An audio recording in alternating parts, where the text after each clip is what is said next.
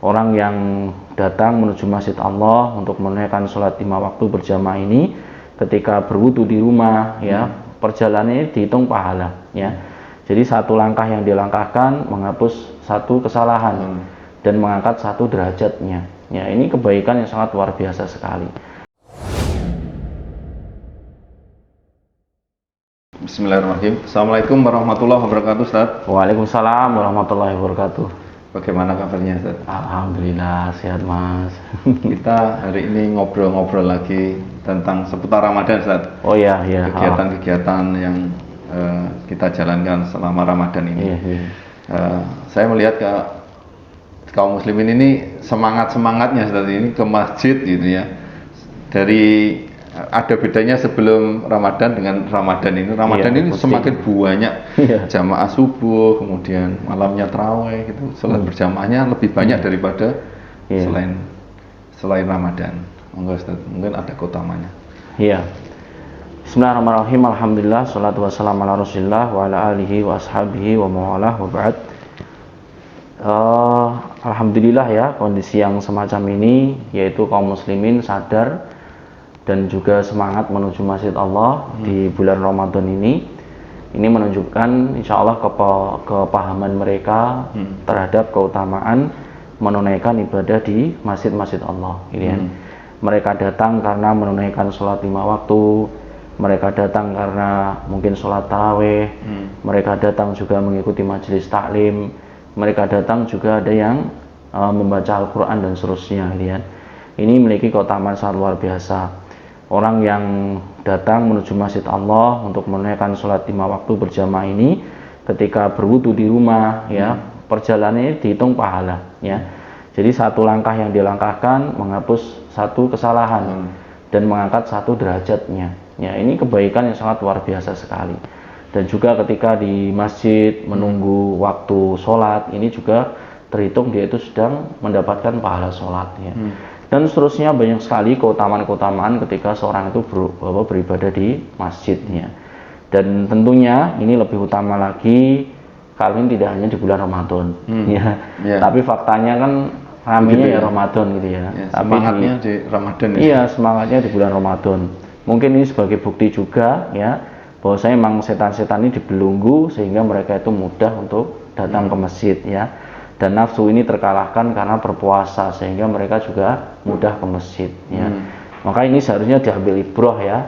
Kalau di luar Ramadan dia sering-sering berlindung pada Allah agar tidak digoda setan ya, juga melakukan puasa ya, dan juga menahan diri agar nafsunya tertundukkan sehingga masjid ya ini terus ramai di bulan Ramadan maupun di luar Ramadan ya gitu Mas, intinya ini kesadaran ya. Dan mereka dimudahkan oleh Allah Subhanahu wa Ta'ala untuk beribadah di masjid-masjid Allah. Mumpung 1 bulan kita dibiasakan ke masjid, harapannya nanti setelah itu terbiasa gitu. Ya, itu salah satu faedah dari bulan Ramadan ini adalah madrasah untuk melakukan kebaikan ya.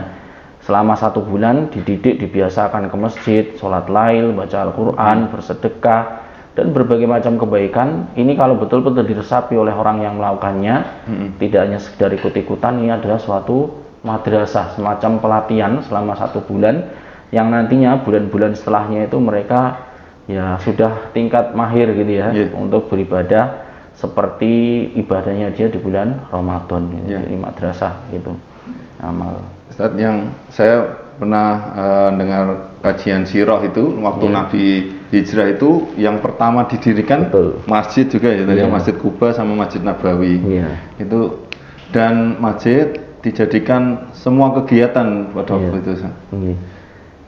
Ya itu karena memang seperti itu kita bisa buktikan sendiri ya. Bahkan Allah Subhanahu wa Ta'ala memberikan pahala khusus ya kepada orang-orang yang hatinya itu bergantung di masjid. Artinya pikirannya itu terobsesi untuk terus kegiatan di masjid. Kapan dia sholatnya, kapan dia misalkan nuntut ilmunya, kapan ini tertambat di masjid seperti itu, ini juga merupakan keutamaan ya. Dan masjid itu sifatnya itu memang untuk kebaikan itu netral ya. Seakan-akan kepentingan pribadi itu akan musnah di masjid. Yang ada itu adalah kepentingan Islam itu ya, dan juga perebutan pahala di situ ya, musabaqah, saling berlomba-lomba untuk melakukan kebaikan. Berbeda dengan ya ini secara umum ya, pertemuan-pertemuan selain di masjid ya. Jadi pikirannya itu bagaimana ini dapat untung, dapat laba, jadi besar ya, nggak rugi, pikirannya seperti itu. Sehingga masjid ini memang tempat yang sangat luar biasa sekali. Niatnya ini disatukan di masjid ya, dan tentunya kalau kebaikan tunaikan di masjid ya, tadi ada fadilah-fadilah yang kita sebutkan di awal ya. Maka mengapa Nabi Shallallahu Alaihi Wasallam pertama kali ya hijrah itu ada mempersaudarakan antara kaum muhajirin dan ansor ya, termasuk salah satunya adalah membangun masjidnya, Masjid Quba itu ya, karena di situ kaum muslimin itu bisa bersatu ya untuk bahas urusan kaum muslimin gitu ya. Nah, kita juga seperti itu ya, ketemu hati-hati yang insya Allah menginginkan akhirat, tempatnya di masjid. Tapi kalau di kantor, di pasar, tempat kerja ini ya sedikit yang kayak gitu. Pikirannya ngomset ya Ustaz. Ngomset aja di masjid enggak ngomset. Ya, ngomset pahala. Oh iya. Kalau itu Ustaz, mendirikan masjid itu termasuk memakmurkan masjid enggak? Kita pengen membuat masjid ini. Iya. Jadi mendirikan masjid ya atau memakmurkan masjid itu banyak ya. Jadi memakmurkan masjid itu yang pertama dia itu mengisi kegiatan-kegiatan masjid itu, ini namanya memakmurkan masjid.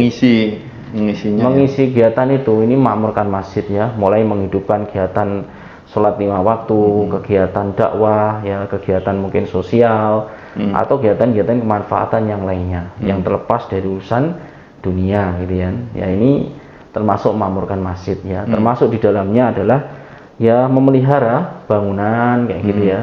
Ini juga termasuk memakmurkan dan menjaga masjid untuk kenyamanan ya beribadah tatkala seorang berada di masjid tersebut. Adapun membangun masjid ini ada fadilah keutamaan sendiri ya.